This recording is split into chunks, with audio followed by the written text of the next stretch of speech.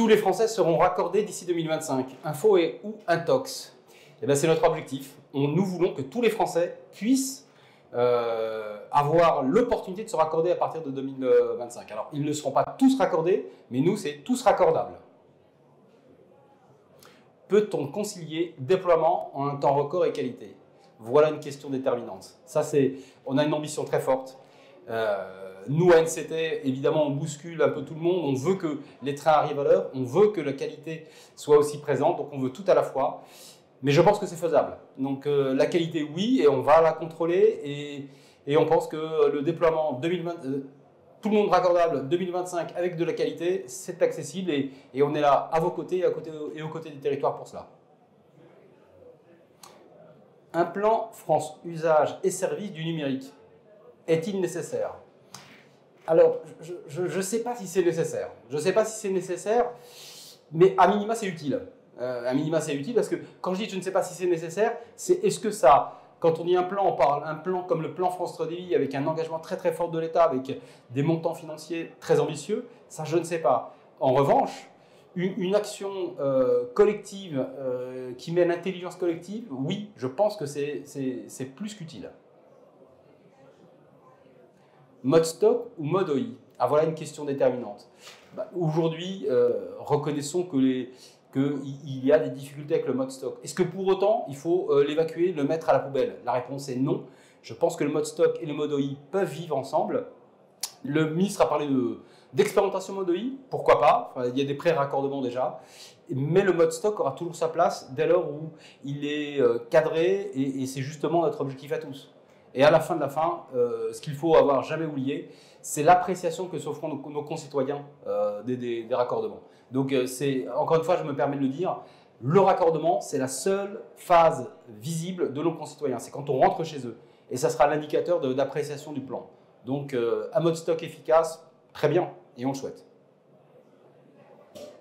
Les usages et les services numériques remplaceront-ils les services publics?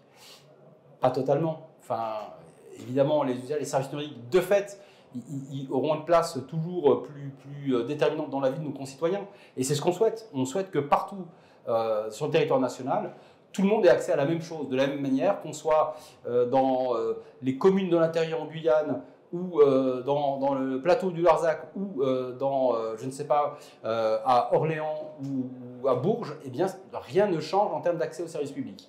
Bon, ils ne remplaceront pas totalement à 100%, il y aura toujours une composante humaine dans le service public, et moi, elle me semble de toute façon déterminante. En revanche, on doit faire tout ce qu'il faut pour que tout puisse être numérisé si besoin était. Le numérique est-il la solution à la problématique environnementale des territoires?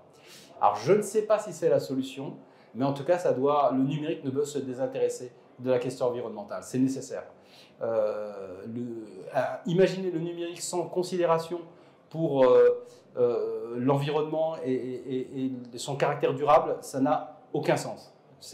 Le numérique vient contribuer, il économise beaucoup, il nous permet à tous de gagner du temps, il permet aussi, ne serait-ce que par des réunions dématérialisées, d'imaginer un avenir où il n'est pas nécessaire que 100% des réunions se tiennent en présentiel avec la consommation de CO2 qui va avec. Donc évidemment, ça apporte beaucoup. En même temps, il vient aussi produire aussi du CO2 qu'on ne peut pas ignorer non plus. Donc il est une solution, il ne sera pas la solution. Sommes-nous prêts pour la fermeture du cuivre? En tout cas, c'est un sujet essentiel dans la vie de nos concitoyens. Donc, est-ce que nous sommes prêts pour cela? La réponse, elle est de fait non, parce qu'on est encore en phase d'expérimentation. Il y a Orange, c'est le projet d'Orange, mais on y est, nous, État, particulièrement attentifs. Il faut absolument qu'on soit en ordre de bataille collectif, mais quand je dis collectif, c'est qu'il faut que jusqu'aux élus locaux de première ligne, les maires, soient au fait, soient prêts pour la fermeture du cuivre. Sans eux, ça ne se passera pas bien. Sans les OI, ça ne se passera pas bien. Donc c'est le projet d'Orange, c'est un projet d'Orange qui mêle OI, opérateurs commerciaux et puissance publique, État comme collectivité. Donc 3 mots pour conclure. Moi, je retiendrai la question des déploiements de la qualité. Je suis particulièrement sensible et pour moi, c'est vraiment essentiel. Le réseau dont on parle aujourd'hui, c'est un réseau qui sera, à la fermeture du cuivre, le réseau de référence des communications électroniques. Ça ne peut pas s'imaginer sans qualité, parce qu'encore une fois, la qualité des déploiements aujourd'hui, c'est les performances de demain. En tout cas, merci pour cet échange.